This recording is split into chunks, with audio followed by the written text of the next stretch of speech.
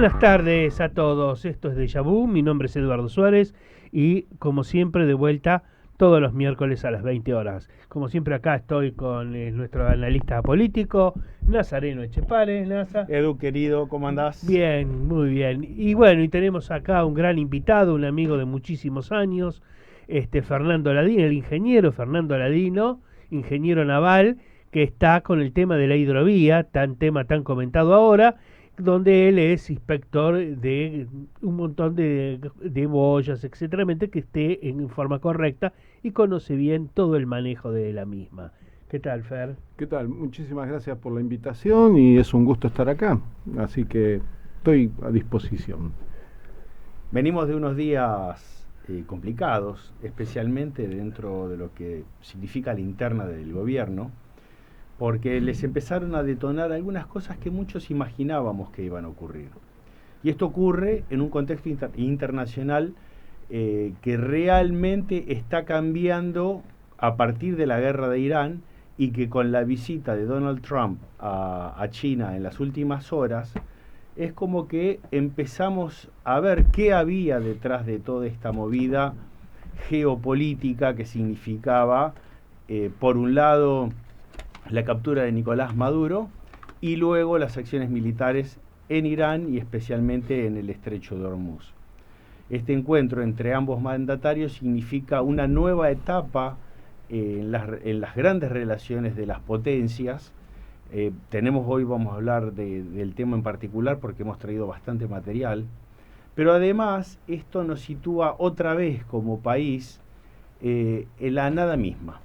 Porque tenemos un gobierno que ha implosionado hace rato, ahora sí estamos viendo las consecuencias de esa implosión, que significa, por un lado, un Javier Milei que siempre estuvo desconectado de la realidad, que podría ser en lo que Alicia en el País de las Maravillas es el sombrerero loco, y con la reina de este país, de esta presidencia distópica, que tiene que ver con gente rara que se está peleando entre ellos, que por un lado tenemos el grupo de Karina Milei, que hoy por hoy es el que ha prevalecido dentro de esta interna, con los Menem, con Pareja, con otros personajes más, y por otro lado el de Santiago Caputo y sus fuerzas del cielo o los ñoños de Twitter.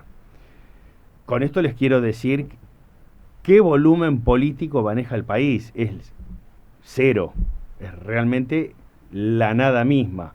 Entonces nos preocupa porque no pueden apenas gestionar, mucho menos resolver problemas concretos del presente y de una realidad en un futuro muy cercano que es sumamente complicado. De lo que vamos a hablar, porque creo que ya estamos sobrados de los desmanejos, de esta falta de capacidad que tiene y de este traje de presidente que le queda inmenso a Javier Milei.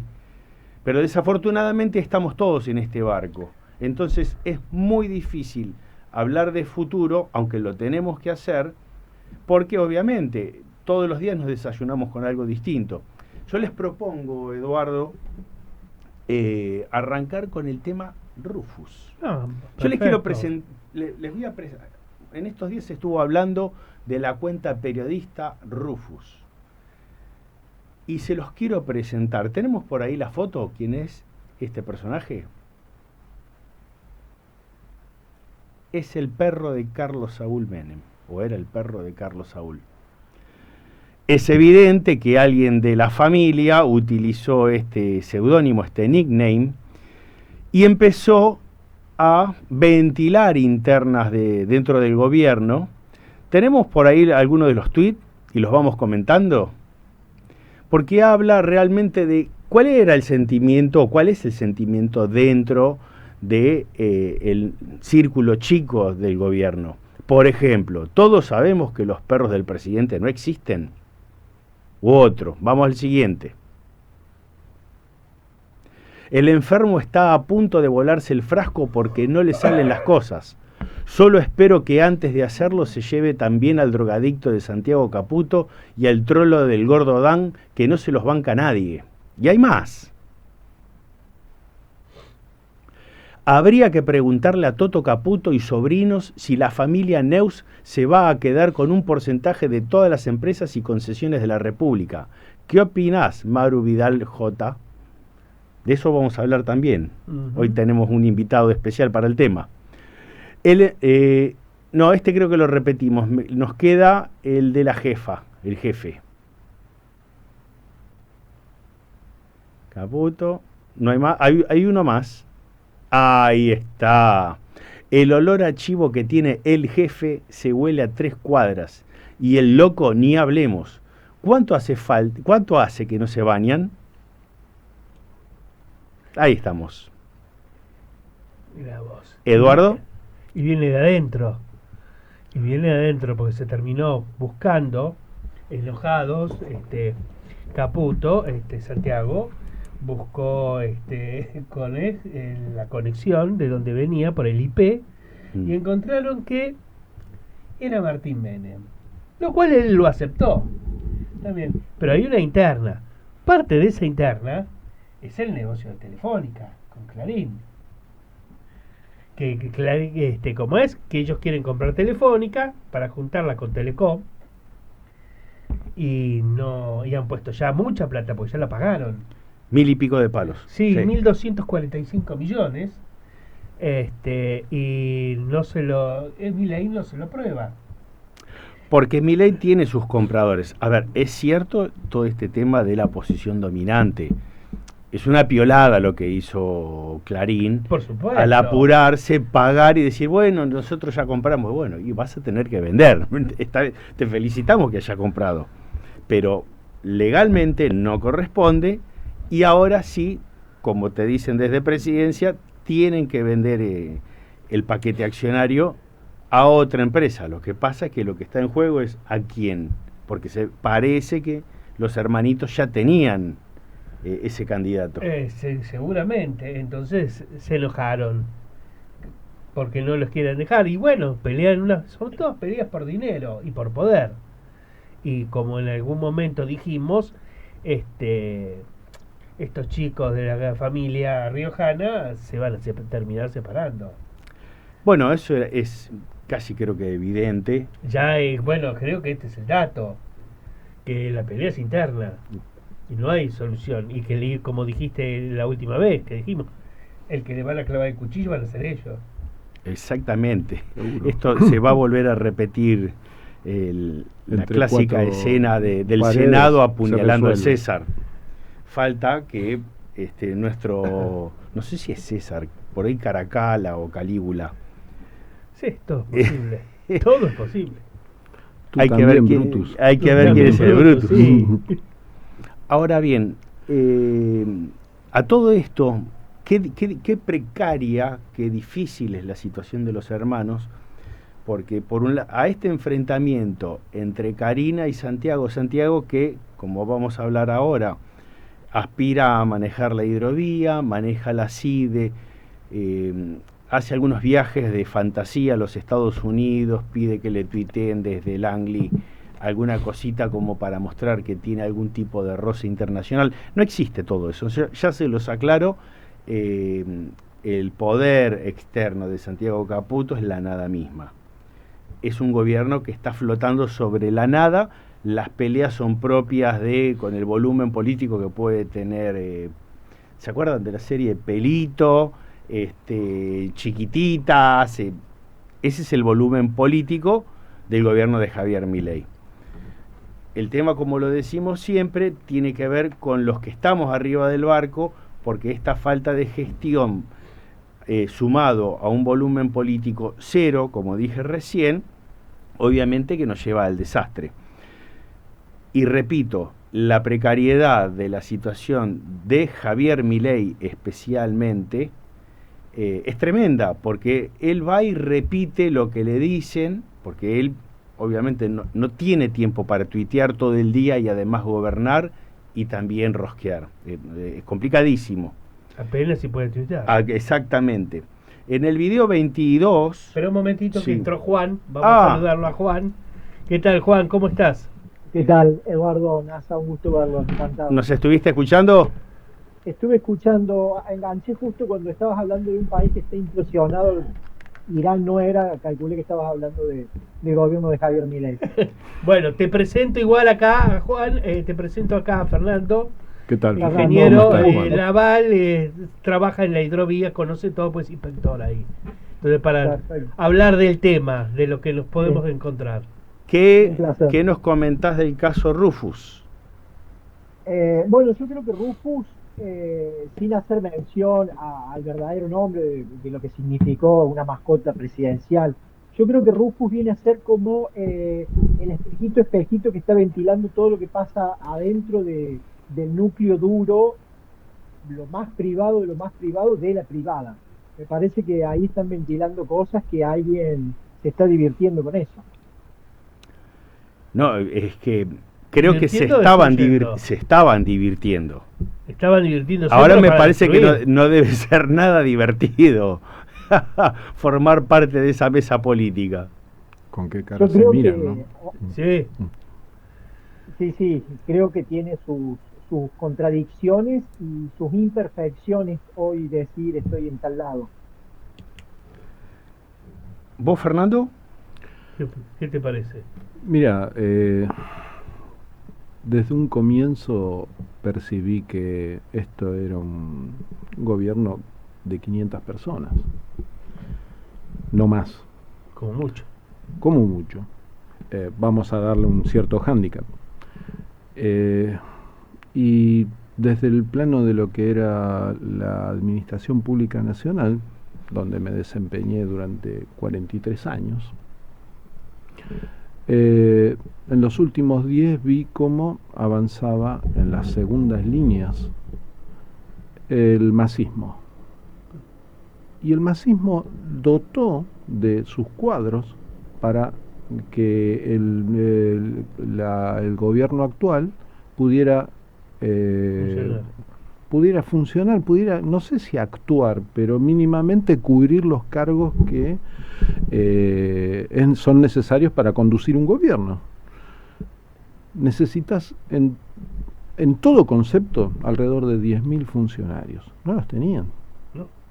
No los tenían. Entonces, vos ves ese elenco variopinto. Y la cantidad que echaron, porque tomaron y se les fue, como decía, 500, pero 500 son los que echaron en 2 años. Claro, bueno, pero echaron tropa propia. Sí, Sí. siempre.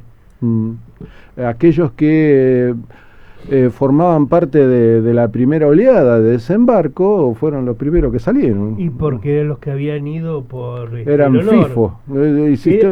Claro, fueron por el honor. Y los que se quedaron son los mercenarios. Claro, por supuesto.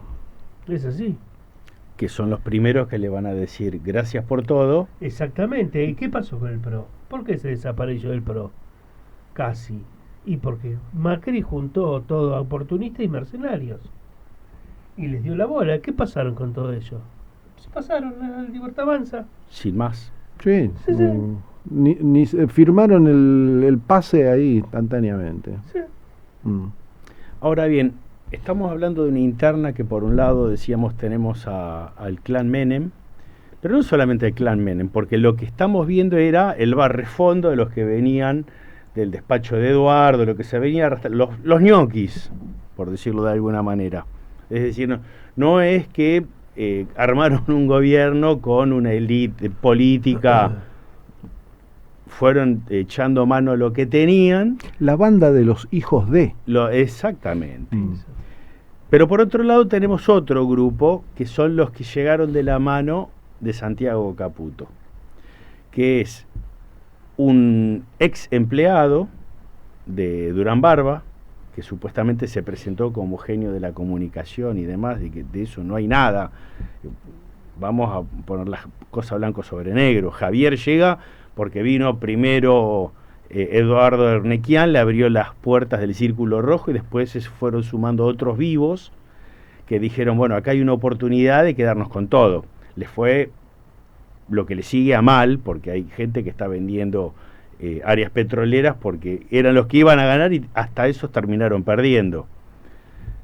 Pero ¿qué pasa? Dentro de estos pequeños, entre comillas, negocios, vino por un lado quedarse con Transener a través de los hermanos Neus, que vienen con una historia familiar complicada y demás, que no viene al caso. Y ahora iban a ir por Hidrovía, que tuvo 2 etapas. Una primera donde dentro de los que serían algunas de lo que en algún momento dentro del plan nuestro de gobierno llamábamos desafíos a la seguridad nacional, incluíamos a la hidrovía dentro de esos desafíos.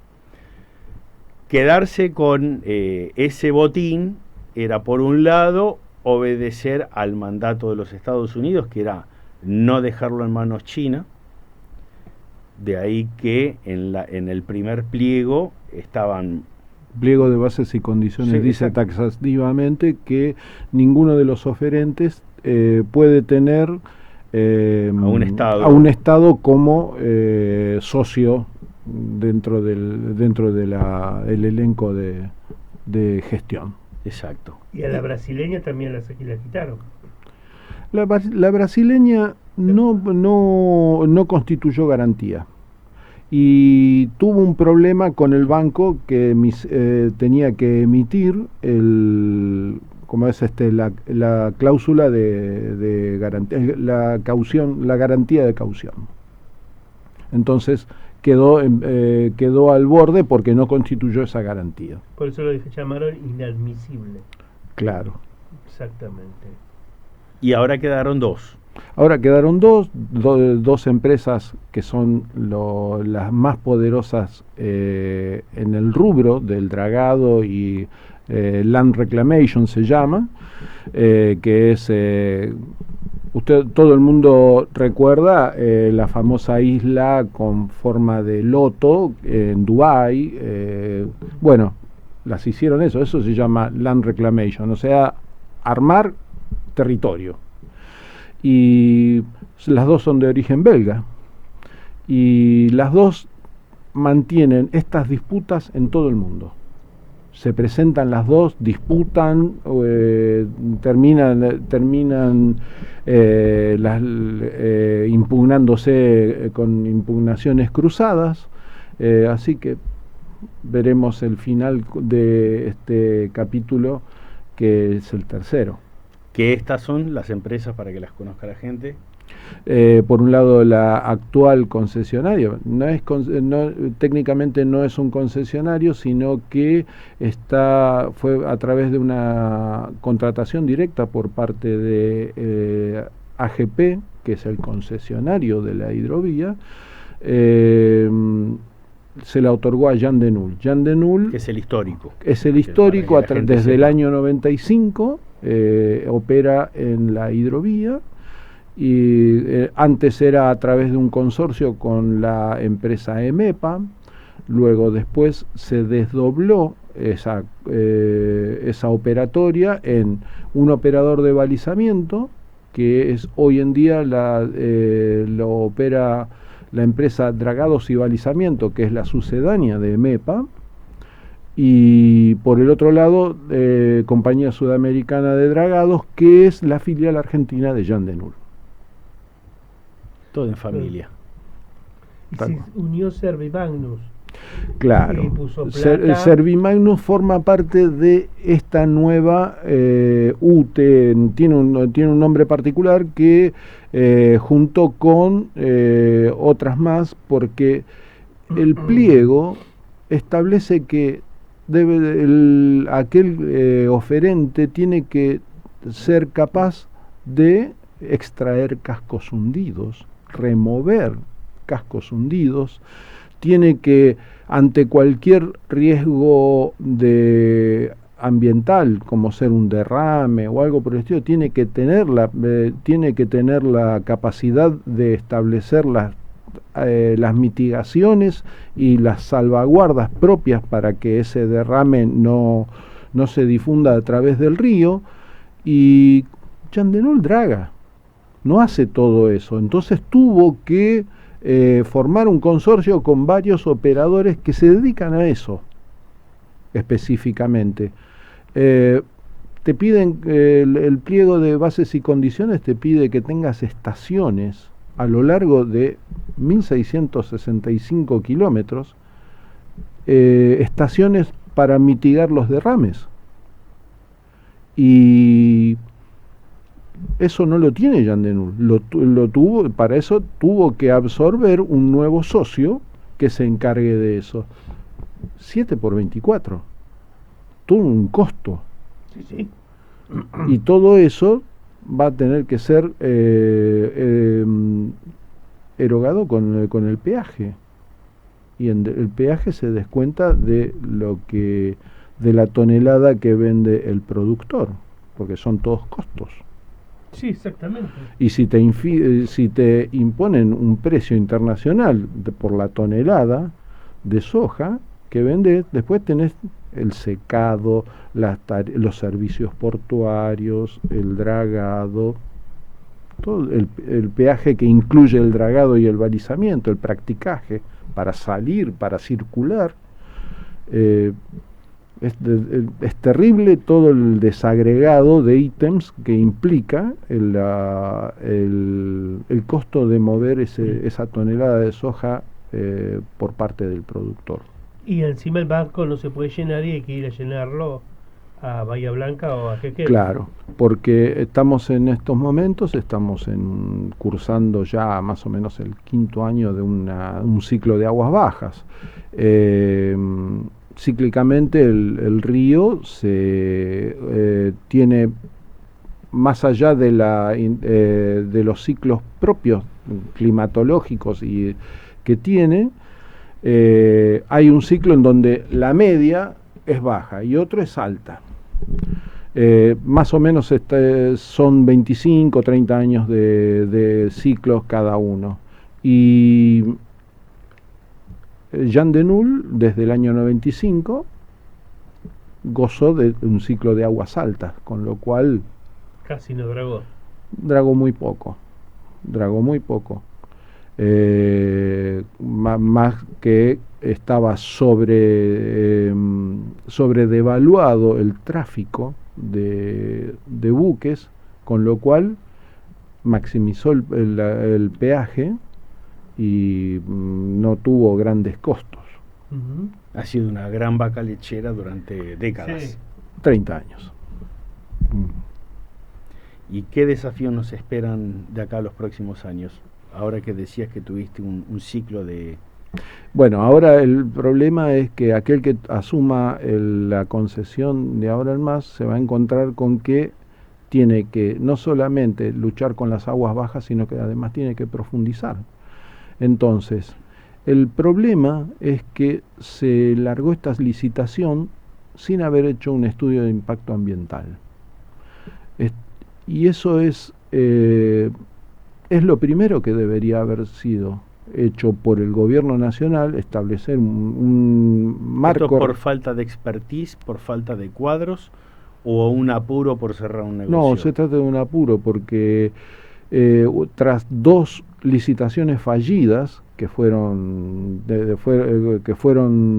dadas de baja, el gobierno tenía apuro por hacer la licitación, acomode lugar. Por eso es que las larga en noviembre. Larga la licitación en noviembre. En el medio de las fiestas, tenés fiestas y tenés una feria judicial de un mes. En el medio de eso largás una licitación y la abrís el 12 de febrero.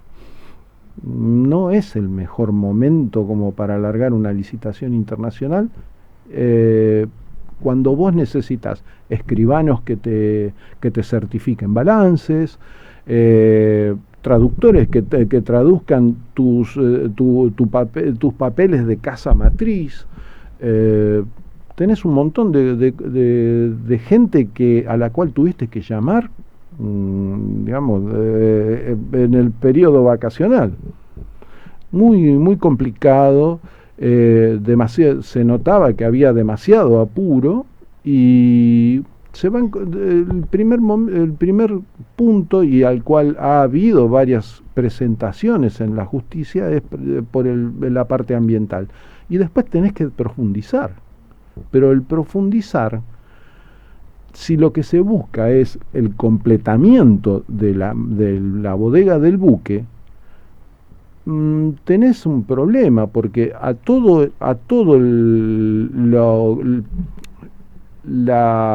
hundimiento que lleva el buque para poder salir completamente lleno, vos le tenés que agregar lo que se llama el UKC, que es la seguridad bajo quilla. Son 60 centímetros. O sea, si el buque tiene un calado de 12 metros, a eso le tenés que agregar 60 centímetros más, que es la prefectura lo que te obliga a salvaguardar ante un riesgo de varadura, que aún así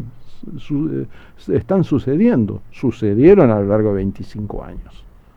Hubo varaduras, pero no hubo grandes siniestros.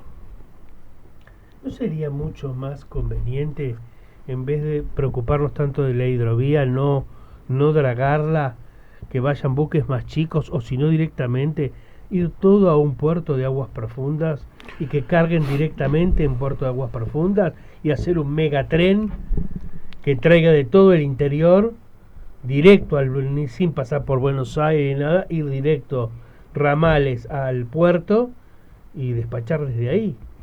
Bueno, ahí entramos a lo que sería un plan de infraestructura logística, y sí, cosa que no existe. Vamos a un caso particular. Gran parte del grano que no embarca en Rosario embarca en Bahía Blanca, porque no es grano bonaerense, es básicamente de la cuenca sojera de Córdoba y Santa Fe. Y eso, ¿cuál era el vehículo para llevarlo a Bahía Blanca? ¿Camiones? No, Sí. el Ferroexpreso Pampeano. ¿Qué pasó con el Ferroexpreso Pampeano? Lo quitaron. No, se lo llevó la última inundación que tapó Bahía Blanca. Está inutilizado. Milena, ¿tenés la placa 42 por ahí? Bueno, ya vemos. Nosotros estuvimos trabajando, haciendo los deberes. Como bien sabés, somos un espacio político que somos proactivos, somos curiosos, nos gusta trabajar, lo que en general a nuestros colegas de la política les resulta tedioso. Algo, sí, tedioso. Vos sabés que uno de los planteos que hacíamos era, bueno, pongámonos a ver qué es lo que realmente hace falta para reconstruir la infraestructura ferroviaria. Esta es una de tantas placas, pero vos sabés que en 1947, esto es un dato que seguramente lo tenés, llegamos al máximo histórico de 47.000 kilómetros de vía férrea, que fue el máximo histórico. Eso es año 61. Es cuando se larga el denominado Plan Larkin, en donde se empieza a racionalizar la red ferroviaria. Fue el abuelo del ramal que para, el ramal que cierra. Estamos hablando del año 61. Exactamente. Y después, bueno, viendo en la etapa pre-privatización, se cayó a 35.000 kilómetros. Hoy pasó por una etapa de 20.000, hoy estamos en 18.000 kilómetros. Y el trabajo que vinimos haciendo nos coloca, como para arrancar, está la placa de nuevo, en 31.000 kilómetros, sería como un estado óptimo en la actualidad. En realidad se aspira siempre a tener mucho más, pero es como para decir, bueno, a partir de ahí tenemos algo que resulta funcional. El tema es que desde que tengo memoria, no hubo un gobierno que... A ver, en algún momento durante la presidencia de Carlos Menem se hablaba del Plan Laura para para autopistas, nunca se habló de ferrocarril. No. Que fueron, obviamente, para que la gente lo entienda, cuando se hablaba de Moyano y el poder que tenía Moyano, era la negociación de entregar el ferrocarril en ese pacto político sindical. Nazareno, no solamente Moyano era la cara visible, el Gordo Rodríguez de Esmata y las terminales automotrices. Que es un poco lo que pasó en los Estados Unidos históricamente. Jimmy Hoffa. Bueno, sí.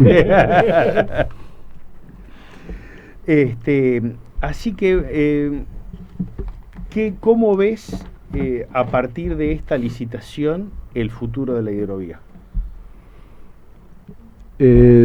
La aspiración que tiene el gobierno es a entregarlo ahora a más tardar en julio.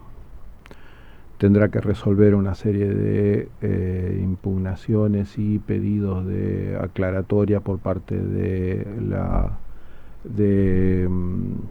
PIA, de la Procuraduría,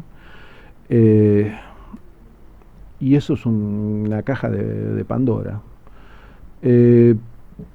¿Lo ves terminando nuevamente en manos de Yandenur? Si nos abstenemos a la tabla de puntajes que fueron el sobre 1, sobre 2 y la propuesta económica, que fue la que se abrió el día de ayer, indicaría que sí. Queda por parte de DEME, que es Dredging Engineering, el pedido quizás de revisar el sobre 2, el sobre 1, en cuanto a que hay 8 obras a las cuales no se las computaron, con lo cual ellos se acercarían al puntaje que tiene Jean Denul, se acercarían, no se la darían vuelta. Es una situación de bandera verde, porque todo depende de si le dan lugar a que revisen, para lo cual tendrían que llamar a una nueva comisión evaluatoria. Ya la que forma parte de la licitación ya actuó y la están denunciando, están pidiendo que se evalúe de nuevo. Tendrían que ser otros pares evaluadores los que vean esa documentación y dictaminen. Los chinos ya los ves afuera. No, los chinos están afuera. Nunca fueron parte del juego. No, ellos tienen ¿cómo le voy a llamar? Un caramelo de madera, que son accesos a determinados puertos. La presencia de la empresa china está cubierta con esos contratos. Y mi pregunta es, de alguna manera, revela algo que es evidente, que tiene que ver con que, es lo que te pregunto, de alguna manera el que gane va a estar alineado a los intereses de Occidente. Lo que estamos discutiendo, me parece, te pregunto, es cuál va a ser la participación del, entre comillas, negocio del socio oficialista. Bueno, ellos no tienen capacidad, digamos, de mano de obra, porque vienen de otro palo. Creo que son socios financieros, y con lo cual la operatoria no van a estar. El día a día lo va a manejar Jean Denul, como lo ha hecho siempre, y todavía resta saber a quién eligió como el operador de balizamiento. Eso todavía no lo ha transparentado. Sabemos que ha estado en contacto con algunos operadores locales, pero todavía no se oficializó. Lo que noto en en muchos, que en realidad no son tantos estos grandes empresarios locales, que si algo los destaca es ser audaces, ¿no? Porque son tipos que vienen, como decís vos, de otro palo y que se embarcan en negocios como la energía, el petróleo, etcétera, o ahora en el caso de la hidrovía, y no tienen nada que ver. Es el déjà vu, claro. Porque el primitivo consorcio que gana la hidrovía en el año 95 eran empresas constructoras, Albano, Cocurec, había 3 o 4 más que fueron dejando el barco y Jean Denul les fue comprando su participación hasta que finalmente quedó EMEPA, como eran 2 nada más, era EMEPA, que era su matriz era ferroviaria, era un taller ferroviario de Chascomús, que era contratista de ferrocarriles argentinos, y Jean Denul, pero fueron desgajándose, eran lobistas de obra pública, y tuvieron su participación, después la vendieron y salieron de la UTE. Desafortunadamente no aprenden, porque vemos históricamente que se repite este ciclo de meterse en un negocio que no conocen, terminan reventando la empresa y tienen que vender después a precio vil, después de mucho tiempo de desmanejos y demás, y lo vemos, creo que especialmente en las empresas, como te decía recién, de energía, que han pasado por ciclos de empresarios locales que no tenían la formación, no estaban preparados, pero lo veían como un caramelo interesante donde decían, bueno, acá nos forramos. Y si no sabes, no te vas a forrar, lo más probable es que la vuelques. Claro. Y no tienen, a veces nos pasa cuando vemos los últimos casos de corrupción, en los que decís, che, no tenés ni siquiera la picardía de llamar a uno que sabe del negocio y te montás sobre eso. No lo están haciendo ninguno de ellos. Ejemplo, lo que estamos viendo con hidrovía. Pero toda la obra pública en los últimos 50 años fue así. A ver, cuando se mete Macri a hacer rutas, a hacer puentes, etcétera, de eso no sabía nada. Pero no importa. ¿Entendés? Bueno, lo que la gente, yendo a ese caso, la obra pública siempre la manejó la misma gente, y lo que no tenían la infraestructura para un sector del país, se lo cedían a un socio que en realidad no sabía del tema, pero que era como una especie de prestanombre para poder operar. De ahí que vamos a encontrar tantos vínculos entre el kirchnerismo y lo que vino después, porque siempre fueron lo mismo. Lo que pasa es que se iban rotando entre ellos. Siempre son los mismos. No, ¿Lo cambió? Hoy el programa está volando. Yo los quería invitar a ver algunas de las cosas que fueron pasando en relación directamente con Milei, inclusive el caso Adorni. ¿Tenés el 25 ahí a mano?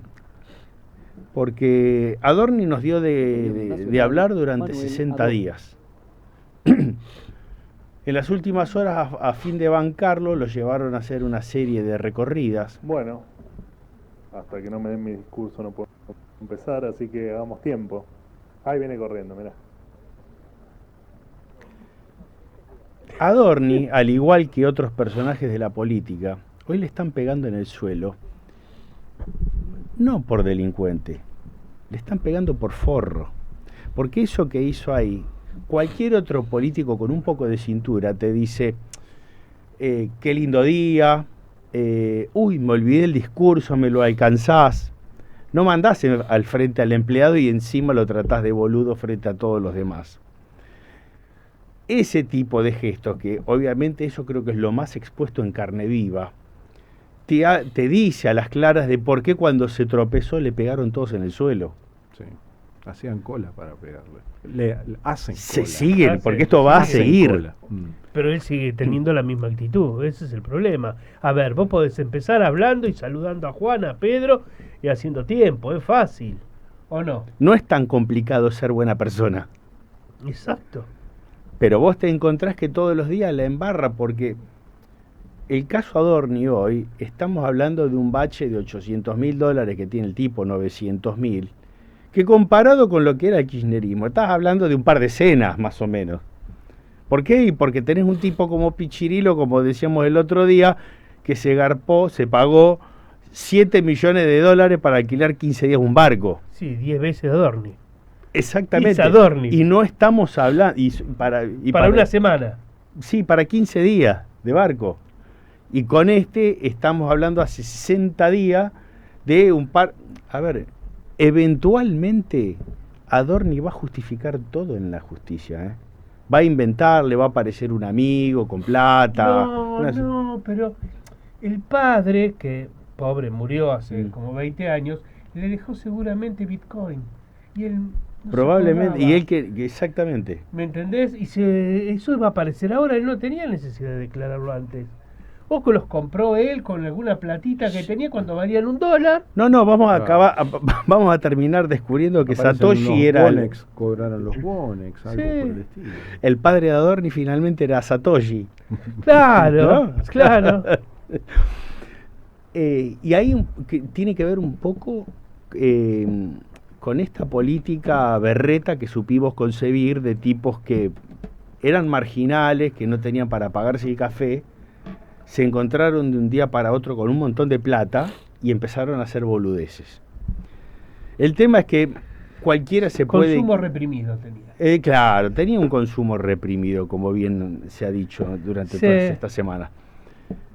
Pero lo de ser gente, buena gente, es algo que lo tenés que llevar adentro. Y este tipo nos está demostrando día a día que le pegan en el suelo porque está demostrando todo lo contrario. De ahí que nos vamos a encontrar que, por un lado, que le mande ese mensaje subliminal a Milei diciéndole, ¿cómo es que dijo? Soy una parte de Milei. Yo soy Milei. No, pero además dijo, soy una parte de Milei, una cosa así. Sí, dijo varias cosas así. Pero en una fue el periodista le dijo, yo soy Milei. Y si eso no es un mensaje mafioso para el tipo que te está sosteniendo, no sé qué... Pero fíjate una cosa, le estamos pidiendo que don de gentes, educación. A vos te han formado dentro de un núcleo familiar, te dijeron, te dijeron, cuando tenés a alguien en el suelo no le pegués, dejalo que se incorpore, ese tipo de cosas. Este tipo carece profundamente de esas nociones básicas de lo que significa el don de gentes. Bueno, pero a este hombre aparentemente le aplica lo del meme ese que le están pegando entre varios a un tipo en el suelo y la señora le dice, no le pegues, no, pero es Adorni. No. Desafortunadamente no salimos, a ver si nos da, tenemos unos minutos más. Sí. Vamos a ver un poco el tema internacional. Dale. Vamos a los videos con el número 64. Vamos a hablar un poco de la visita de Donald Trump a China. That was an honor like few have ever seen before. And I think I was particularly impressed by those children. They were happy. They were beautiful.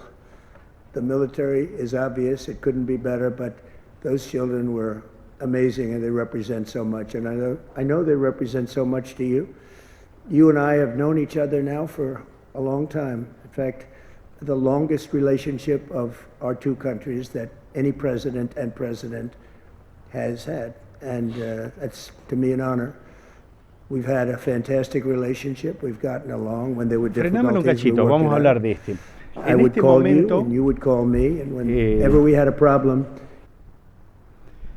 En este punto de la visita a Donald Trump ya se tiraban flores con muchos halagos con Xi Jinping. Ahora vamos a ver unos videos porque el desarrollo de todo esto que viene a partir del conflicto en Irán, donde, como lo hemos dicho en otros déjà vu pasados, Estados Unidos estaba reordenando, valga la redundancia, el nuevo orden mundial, haciéndose de los recursos, por un lado en Venezuela. Estamos a horas de que se hagan cargo de Cuba. Ya hoy tenemos por ahí el video de Marco Rubio, el secretario de Estado, ya invitando a los cubanos al nuevo orden. la Fiscalía General de los Estados Unidos pidió la captura de Raúl Castro, algo que venían un poco atrasados, ¿no? Pasaron, ¿cuánto? 50 años, desde 40 años, desde que el grupo Hermanos al Rescate sufrieron la baja de unas avionetas por parte de la Fuerza Aérea Cubana en un acto que fue criminal, y esto motivó a los Estados Unidos de avanzar sobre Cuba. Pero volviendo a la cuestión china, Trump llegó, lo recibieron con el tema YMCA, pero fue con un detalle, fue el vice de Xi Jinping a recibirlo, lo cual realmente lo enojó a Trump. Es más, hay un video, creo que por ahí, donde él hace referencia a eso y le dice: yo traje a los 20 empresarios más poderosos del planeta a negociar, a hacer negocios. Y bueno, y después ahí tenemos el video de la llegada de Trump a China. No sé si está, creo que sin audio. Ahí va.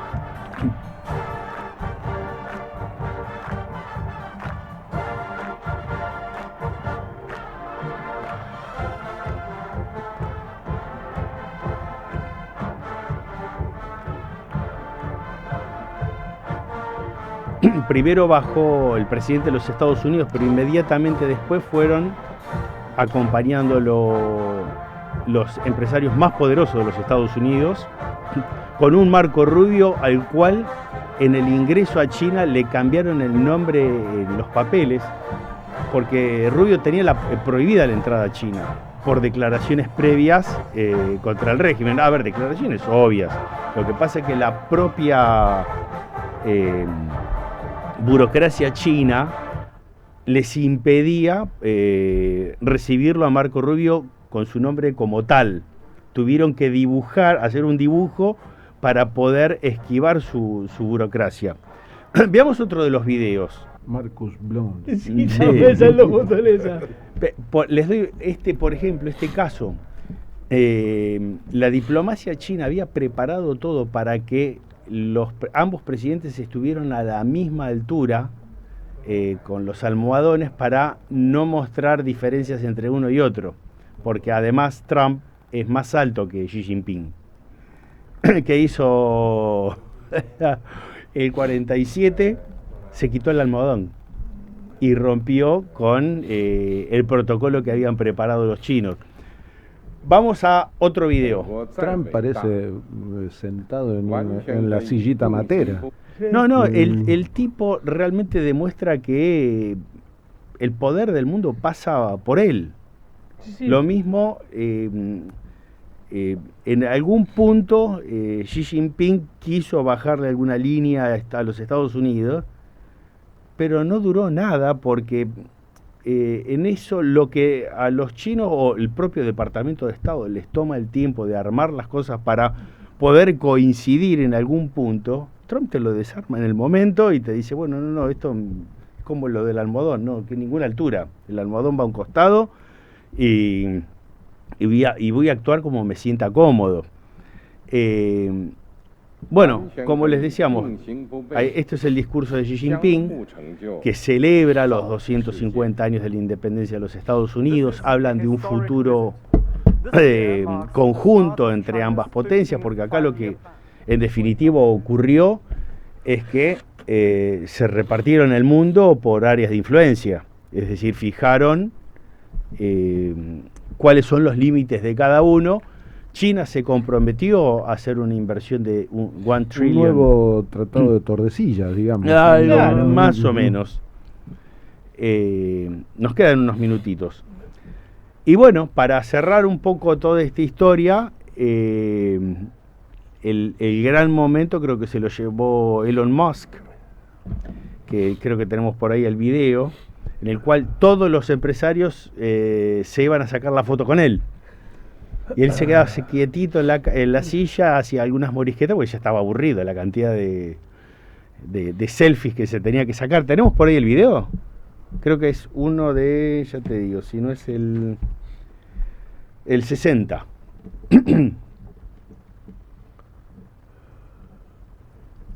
Ahí lo tenés, Elon.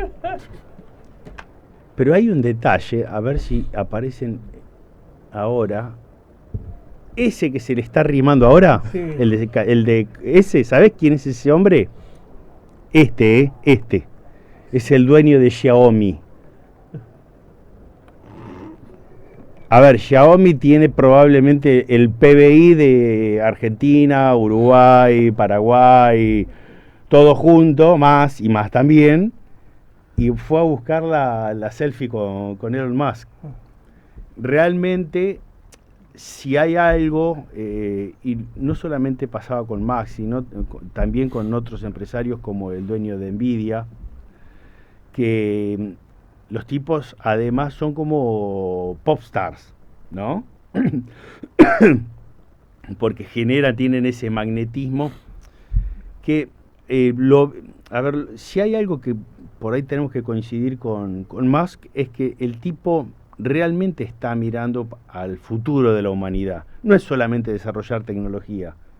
Nos está hablando del impacto de la IA en los próximos 5 años, pero también nos dice, miramos la humanidad en función de las próximas décadas y como una civilización extraplanetaria. Discúlpame, ten en cuenta que exagera un poco porque también es un gran vendedor de humo. No, por supuesto, pero ¿quién le quita ese mensaje por esperanzador? supuesto. Pero por supuesto. Porque, a ver, él está vendiendo todo continuamente. Se nos acabó el programa, NASA. Vamos a tener hoy que fue seguir rápido, ¿no? Sí. el tema. Lo que pasa es que hay mucha información acá, lo Juan. trajo Fernando. Atento, estuve muy atento y la verdad que muy jugoso todo lo que se habló. Lástima que la última parte, que estaba muy buena, no lo pudimos ver a todas, pero creo que sí, que hoy el orden mundial pasa, o hay una disputa entre China y Estados Unidos.